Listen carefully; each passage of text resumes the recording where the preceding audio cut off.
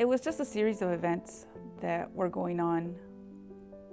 Whenever we would go to the grocery store or to the doctor's office for any appointment, people would notice how quiet he was. And to me, it was just normal because he was with me every day.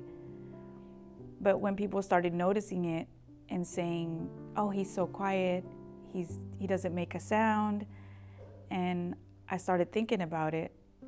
So I asked his doctor about it, and he was kind of puzzled when I told him that. He was like, he doesn't say anything? And I was like, no.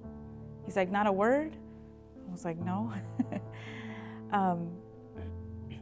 So he's like, well, it's a long process. He says, I can send him to get some tests done.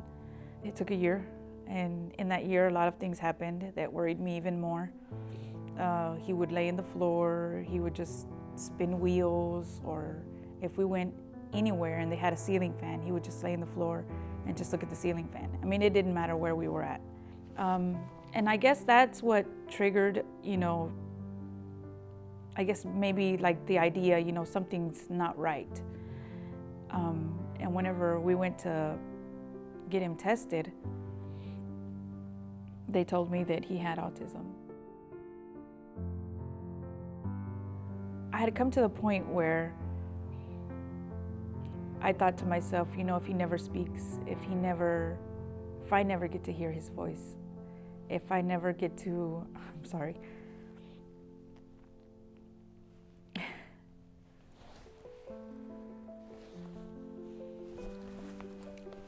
if I never get to hear him say mom, if I never hear him say yes or no, just simple things, I was going to be okay. And that was my thought when I brought him to Glenwood. Within the first week, he was able to say my name. He was able to say his full name and where he lived and how old he was. And to me, those things were like amazing because it was like a hope that I had thought I had lost.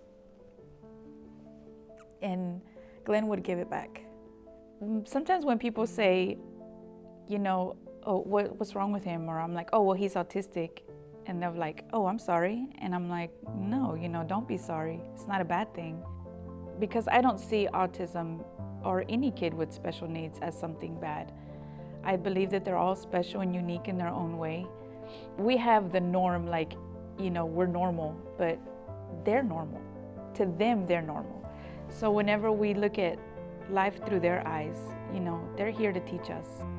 He loves hugs, and he loves kisses, and he loves the attention. He loves puzzles. He's amazing with puzzles. He could look at a puzzle one time and you break it and he can fix it. His memory is amazing. Glenwood has been a blessing, has opened up a whole new door to a whole new world.